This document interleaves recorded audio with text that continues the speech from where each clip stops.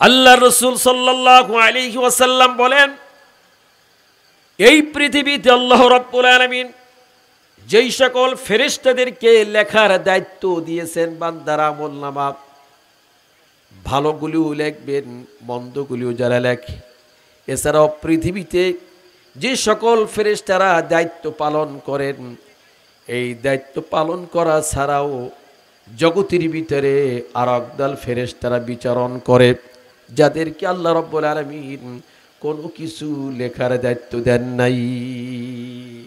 বুখারীর হাদিস। লেখা ছাড়া একদল ফেরেশতারা কি করে? ঘোরে শুধু জগতের মধ্যে, কোনো লেখার দায়িত্ব নাই। ওয়াজাদু আকওয়ামান ইয়াযকুরুনাল্লাহ, তাদের কাজ কি? তারা ঘোরে আর তালাশ করে যেইখানে একদল লোকেরা বসা থাকে, ইয়াযকুরুনাল্লাহ, তারা কিছুক্ষণ পর পর আল্লাহর জিকির করে। জোরে কোন আল্লাহু আকবার। ইয়াযকুরুন আল্লাহ, তারা আল্লাহর জিকির করে, তাদেরকে তালাশ করে। একজন ফেরেশতা আর একজন ফেরেশতাকে ডেকে বলে, হে ফেরেশতা ভাই, কই তোমরা, কে কোথায় আসো? তাড়াতাড়ি আসো। যেই জিনিস আমরা খুঁজি তালাশ করি, আমরা লক্ষ্য বস্তুতে পৌঁছে গেছি। আমরা তো এইগুলোই খুঁজি যেখানে বান্দারা বসে বসে আল্লাহর জিকির করে। আল্লাহর জিকির কেমনে করে? সুবহানাল্লাহ, আলহামদুলিল্লাহ। হাদিসের কিতাব বুখারী মধ্যে আল্লাহর রাসূল বলেন, মান ক্বালা লা ইলাহা ইল্লাল্লাহু ওয়াহদাহু লা শারীকা লাহু, রাসূল বলেন যে ব্যক্তি এই কলেমা পড়বে, যে ব্যক্তি, কোন ব্যক্তি এই কলেমা পড়বে? কোনো ব্যক্তি আছেন কিনা পড়ার? রাসূল বলেন যেই ব্যক্তি এই কলেমা পড়বে, কোন ব্যক্তি? আপনাদের মধ্যে কেউ পড়ার আছে কিনা? জোরে আওয়াজ দিয়ে বলেন। কোন সময় পড়বেন? রাসূল বলেন ফি ইয়াউমিন, দৈনিক, মিয়াতা মাররা, 100 বার। কতবার?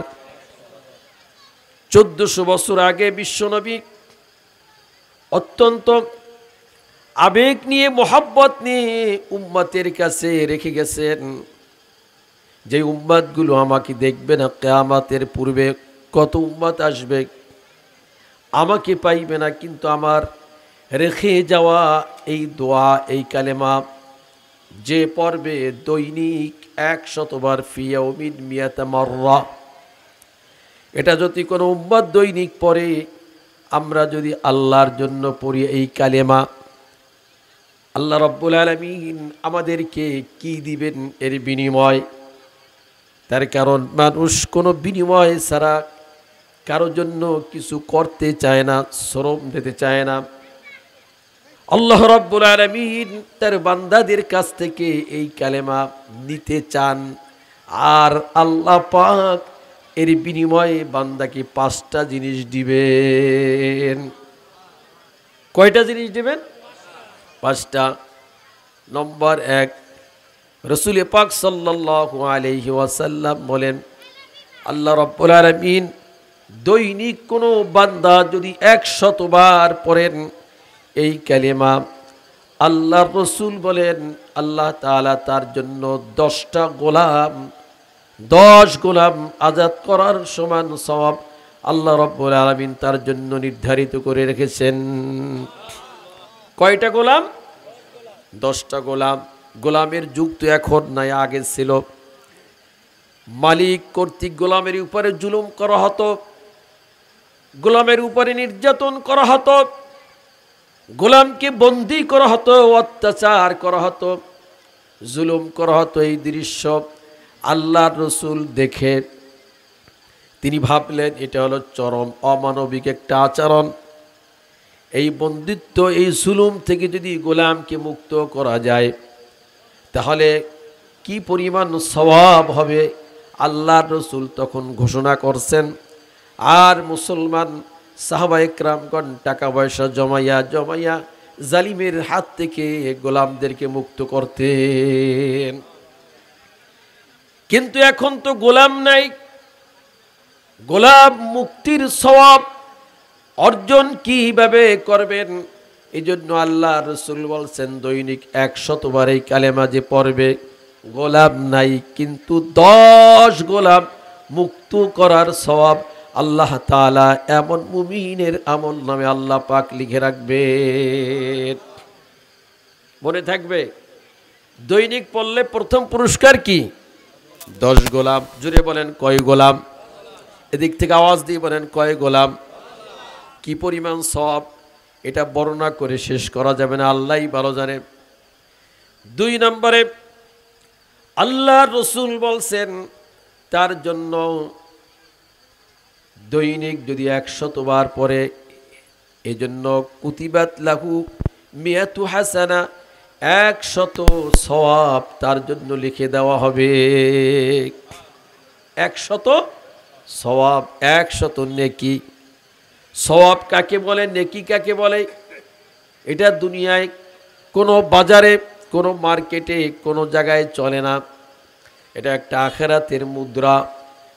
দুনিয়ার মুদ্রার নাম হলো টাকা, আর মাটির নিচে যাওয়ার সঙ্গে সঙ্গে টাকা নামক মুদ্রা অচল হয়ে যাবে। মাটির নিচে এবং হাসরের ময়দানে পুলসিরাত পার হওয়ার সময় যে মুদ্রা লাগবে, ওই মুদ্রার নাম হলো সওয়াব, ওই মুদ্রার নাম হলো নেকি, ওই মুদ্রার নাম হলো হাসানা। লাগবো না? লাগবো না? এই জন্য আল্লাহ রসুল বলছেন দৈনিক কয়শো বার পড়লে 100 সওয়াব পাওয়া যাবে? 100 বার। 3 নম্বরে রসুল বলেন ও মুহিয়াত আনহু মিয়াতু সাইয়্যা, হায়াতের জীবনে যত গুনাহ আছে ওখান থেকে 100 গুনাহ আল্লাহ পাক মুছে দেবেন। একদিকে পড়বে, একদিকে 100 নেকি যুক্ত হইবে, আর একদিকে তার গুনার স্তূপ থেকে 100 গুনাহ আল্লাহ পাক বান্দার জন্য মুছে দিবেন। 10 দিন পড়লে 1000 গুনাহ মুছে যাবে, 20 দিন পড়লে 2000 গুনাহ মুছে দিবেন। এই গেল 3 নম্বর। কয় নম্বর? নম্বর 4, নেকি করি আমরা, নেক আমল করি না। কারণ কি? যখন বান্দা নেক আমল করতে যায় তখন শয়তান বাধা হয়ে দাঁড়ায়। ঠিক নেবে? ঠিক। নামাজ যাতে না পড়ে, জামাতে যাতে অংশগ্রহণ না করে, পর্দায় যাতে না থাকে, সুদ ঘুষে যাতে জড়িত হয়ে যায়, আর মানুষের হক নষ্ট করে, মানুষকে গালি দেয়, বদদুয়া দেয়, এগুলি সব করায় শয়তান। শয়তানের কারণে নেকি করা যায় না। আবার শয়তানের প্ররোচনায় বান্দা গুনার কাজ করে। হাতের গুনাহ, পায়ের গুনাহ, জবানের গুনাহ, চোখের গুনাহ, রাতের গুনাহ, দিনের গুনাহ, একাকিত্ব গুনাহ সাথে জড়িয়ে যায় শয়তানের প্ররোচনায়। এজন্য আমাদের শয়তান থেকে আত্মরক্ষা করতে হবে। আল্লাহ রসুল বলেন দৈনিক যদি কোনো মুমিন 100 বার পড়ে, তাহলে ওই দিন সন্ধ্যা পর্যন্ত সে শয়তানের হাত থেকে মুক্ত থাকবে। দৈনিক 100 বার পড়লে শয়তানের হাত থেকে কি থাকবে? মুক্ত থাকবে। রাজি? শয়তানের সাথে থাকতে চান না? শয়তান থেকে দূরে থাকতে চান? শয়তান থেকে দূরে থাকার আত্মরক্ষামূলক আমল হলো এইটা। 4 নম্বরে আল্লাহ রসুল বলেছেন যেই ব্যক্তি এই আমলটা করবে দৈনিক 100 বার, সে আল্লাহর কাছে এত পরিমাণ দামি হবে যে তার সমকক্ষ আমল করে কোনো ব্যক্তি হতে পারবে না। তার বরাবর, তার কাছাকাছি কেউ আমল করে উঠতে পারবে না। কেবলমাত্র সেই ব্যক্তি পারবে যে ব্যক্তি এই আমল করবে, এর চেয়ে বেশি করবে, সে ছাড়া অন্য কেউ তার সমকক্ষ হতে পারবে না। বুখারীর হাদিস, আমার বানানো কথা না, আল্লাহ রসুল বলছেন। আল্লাহ রসুল বলছেন উম্মতের জন্য উম্মত করবে আমল। আমল করতে আপনারা রাজি আছেন কিনা? দৈনিক কতবার? জোরে বলেন কতবার? কোন সময় পড়বেন? যে কোনো সময় পড়া যায়। বিশেষ করে ফজরের নামাজে যদি কোনো মুমিন অংশগ্রহণ করে, ফজরের নামাজে যদি জামাতে অংশগ্রহণ করে, জামাতে ফজরের নামাজ আদায় করার পরে ওই জায়গায় বসে বসে 100 বার যদি পড়ে, তাতে হিসাব করেছি 15 মিনিট লাগে সর্বোচ্চ। কত মিনিট? অথবা ফজরের নামাজ পড়ে যদি কোনো ব্যক্তি হাঁটতে যায়, 1 ঘন্টা হাঁটে, আধা ঘন্টা হাঁটে, সেখান থেকে মাত্র 15 মিনিট কথা না বলে যদি পড়তে থাকে 100 বার হয়ে যাবে। 15 মিনিট পড়ার পরে যখন সূর্য উঠবে, সূর্য ওঠার পরে আল্লাহ রসুল আর একটা আমল দিয়েছেন, তখন আর একটা আমল চলে আসলো। রসুল্লাহ বলছেন, সূর্য ওঠার সঙ্গে সঙ্গে কোনো মুমিন যদি 2 রাকাত নামাজ আদায় করে, যাকে ইশরাক নামাজ বলা হয়, সালাতুদ দুহা, সালাতুদ দুহা ইশরাক পরে 2 রাকাত নামাজ পড়ে মুমিন যখন ঘরে ফেরে, একটা কবুল হজ এবং কবুল উমরার সওয়াব নিয়ে সে বাড়িতে ফিরল। দৈনিক কি পরিমাণ আমল আমরা হাতছাড়া করে ফেলি, আমরা জানি না। এই জন্যই ফজরের নামাজ তো পড়তেই যাই না। অনেকে ঘরে একদল আছে তো নামাজ পড়েই না, আর একদল ঘরে বসে পড়ে। আর যারা মসজিদে যায় জামাতে নামাজ পড়ার জন্য, তো সালাম ফিরিয়া সাথে সাথে মসজিদ থেকে বের হয়ে যায়।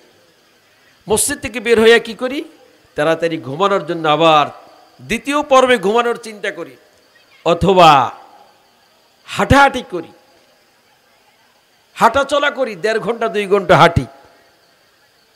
কিন্তু ইশরাক পর্যন্ত দেখা যায় মাত্র অল্প কয়েকজন থাকে, যারা আমলে মজা পাইছে তারা থাকে। আমার আব্বা জানকে দেখছি 2022 সালে আমার আব্বা ইন্তেকাল করেছেন। প্রায় 85 বছর পর্যন্ত আল্লাহ তাআলা হায়াত দিয়েছিলেন। একদম মৃত্যুর আগের দিন পর্যন্ত ইশরাক নামাজ পড়তেন।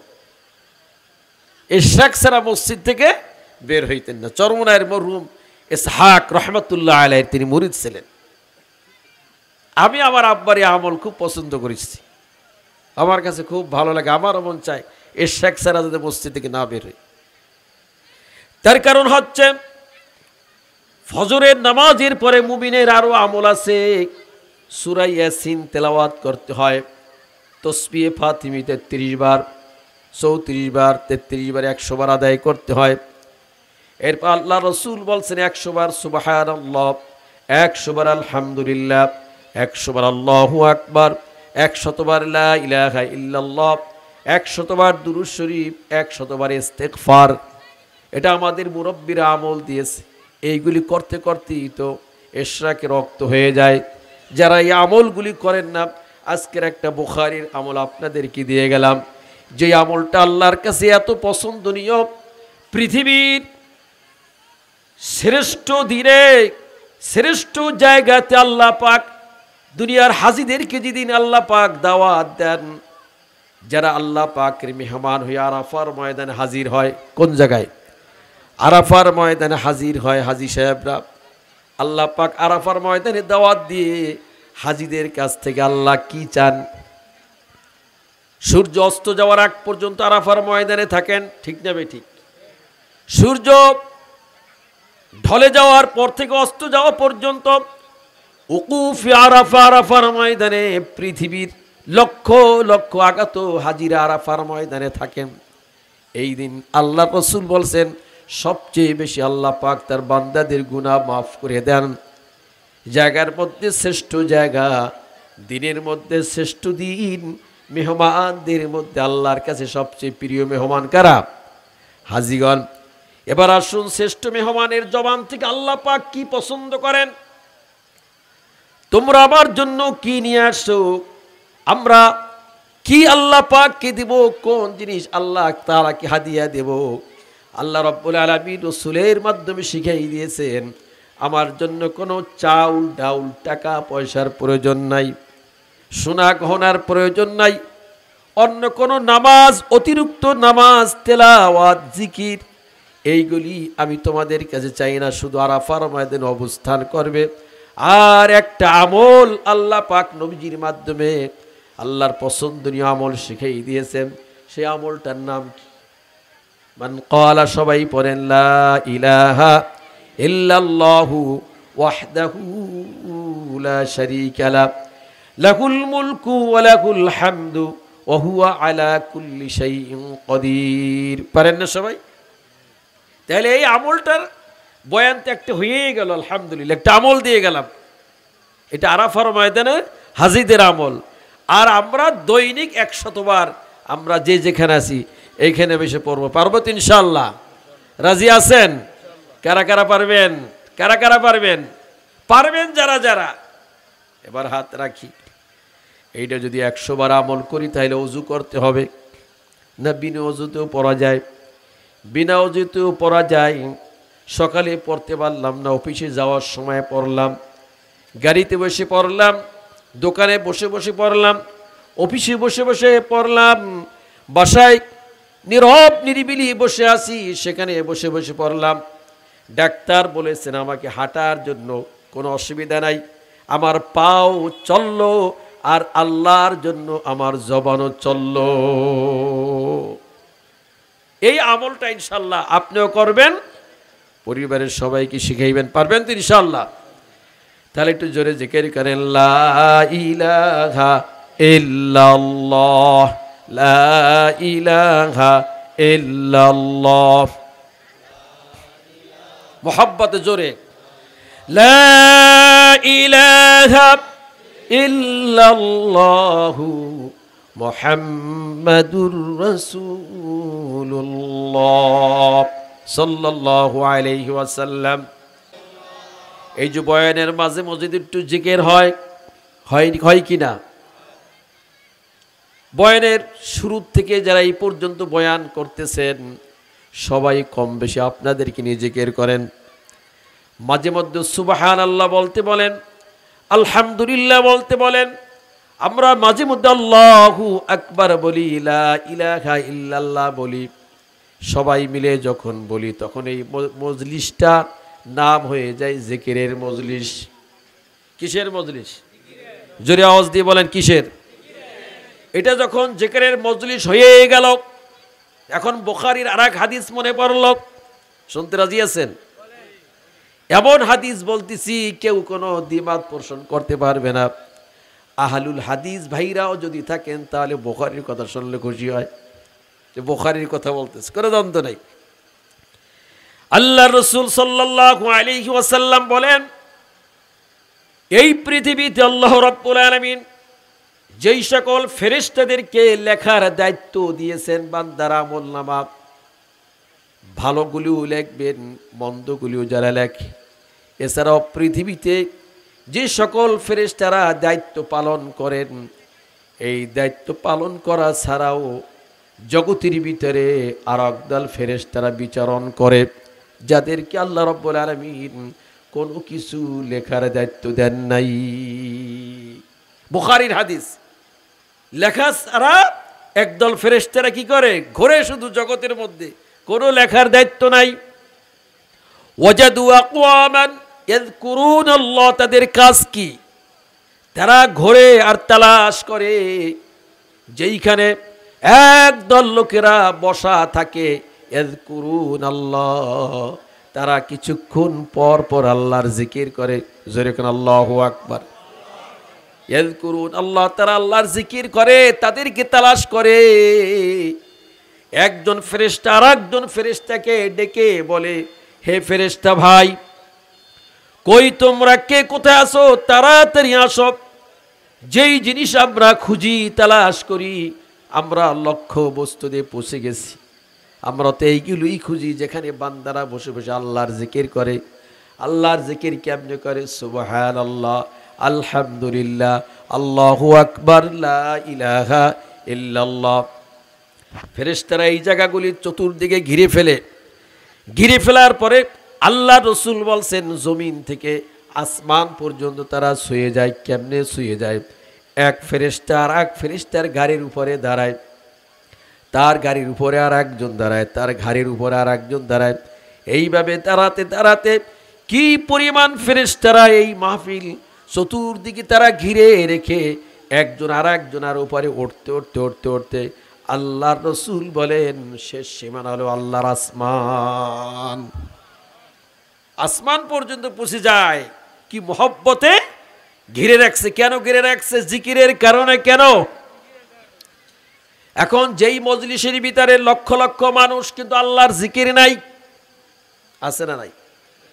জনসভায়, রাজনৈতিক জনসভায় নেতা আসে, নেত্রী আসে, প্রধানমন্ত্রী আসে, বিরোধী দলীয় নেত্রী আসে, মন্ত্রী আসে, সচিব আসে, চেয়ারম্যান আসে, মেম্বার আসে, মানুষের পরিমাণ বেশি, খরচ বেশি, ঝাঁক জমক বেশি, কিন্তু আল্লাহর নাম শুরুতেও নাই, মাঝেও আল্লাহর নাম নাই, শেষেও আল্লাহর নামের জিকির নাই। এমনকি আসরের নামাজে রক্ত হয়ে যায়। নেতারা মঞ্চে যারা আছেন তারাও আসরের নামাজ পড়লো না, কর্মীরাও নামাজ পড়লো না। সব দাবি দয়া মঞ্চে এসে সবাই পেশ করেছে, নির্দেশ দিয়েছে কর্মীদেরকে, কিন্তু ফরজ নামাজের ব্যাপারে কেউ কোনো কথা বলে নাই। আসর শেষ হয়ে গেল, মাগরিব শেষ হয়ে গেল, এশা শেষ হয়ে গেল, কেউ কোনো নামাজের কথা বলল না। এখন বলুন, লোক সংখ্যা বেশি, কিন্তু ওইটাকে কি আল্লাহর জিকিরের মজলিস বলা যাবে বলেন? আল্লাহর জিকিরের মজলিস ওইটা যেখানে আল্লাহর কথা স্মরণ হয়। আল্লাহ রসুল বলেন, ফেরেশতারা চতুর্দিকে ঘিরে আসমান পর্যন্ত যখন পৌঁছে যায়, কাজ যখন সম্পাদন হয়ে যায়, আল্লাহ রাব্বুল আলামিন তাদেরকে ডেকে বলেন, বান্দাদেরকে কোন অবস্থায় তোমরা রেখে আসছো? হে আমার ফেরেশতারা, জমিনে বান্দাদেরকে, এই যে আপনাদেরকে রেখে, ফেরেশতাদেরকে বলবেন কোন অবস্থায় রেখে আসছো? ফেরেশতারা বলবে, রব্বুল আলামিন তাদেরকে দেখে আসছি। তারা কতক্ষণ পর পর বলে আলহামদুলিল্লাহ, জোরে কোন আলহামদুলিল্লাহ। তারা আপনার মর্যাদা বয়ান করে, তারা বলে আল্লাহু আকবার, তারা আপনাকে স্মরণ করে, তারা বলে লা ইলাহা ইল্লাল্লাহ।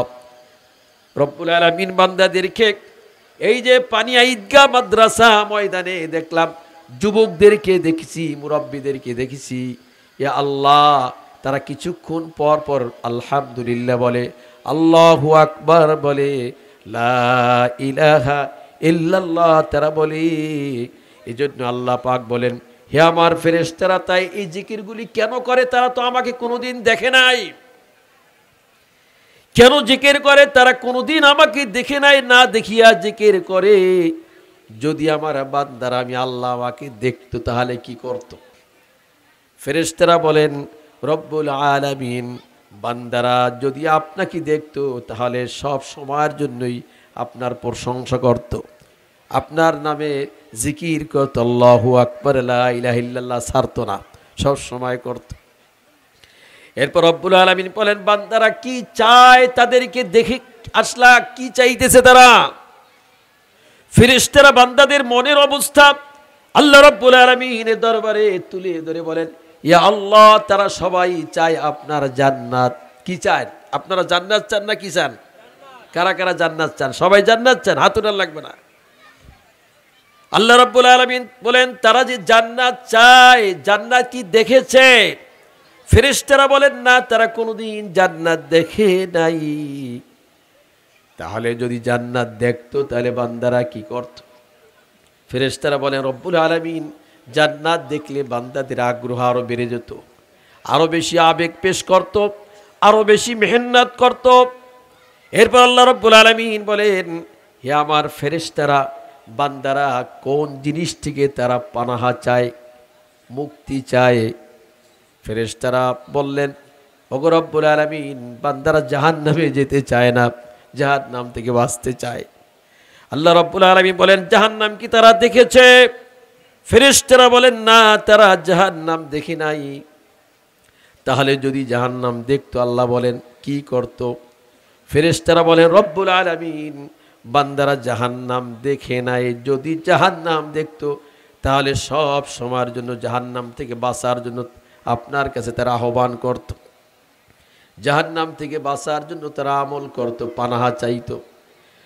এরপর আল্লাহ রাব্বুল আলামিন বলেন, উশহিদুকুম, তোমরা সাক্ষী থাকো, আমার ফেরেশতারা তোমরা সাক্ষী থাকো, ফাইন্নী কদ গফারতু লাহুম, হে আমার ফেরেশতারা সাক্ষী থাকো, ওই যেই সকল বান্দাদেরকে জমিনে জিকিরের মজলিসে দেখে আসছো, আমি আল্লাহ পাক তাদের সবাইকে মাফ করে দিলাম। আল্লাহ তাআলা এই মুহূর্তে বান্দাদেরকে মাফ করে দেন। যে বান্দাদেরকে মজলিসে মাফ করে দেয়, সে বান্দা গুনাহ মাফ পাইয়া এরপর মজলিস থেকে বের হয়, যেরকম আল্লাহু আকবার। এরপর আবার মজলিস থেকে বের হওয়ার পর ওই বান্দা যদি ফজরের নামাজ না পড়ে, এরপর যদি বিড়ি সিগারেট খায়, সুদ খায়, ঘুষ খায়, তাহলে নতুন করে আবার তাদের গুনাহ জীবনে সাজানো শুরু হয়ে যাবে। কিন্তু আল্লাহর কথা অনুযায়ী দেখা যায় জিকিরের মজলিসে আসলে, বসলে, ইখলাসের সাথে আসলে ফাইন্নী কদ গফারতু আহা লাহুম, আর তোমরা সাক্ষী দেখো ফেরেশতারা, আমি তাদের সবাইকে মাফ করে দিলাম।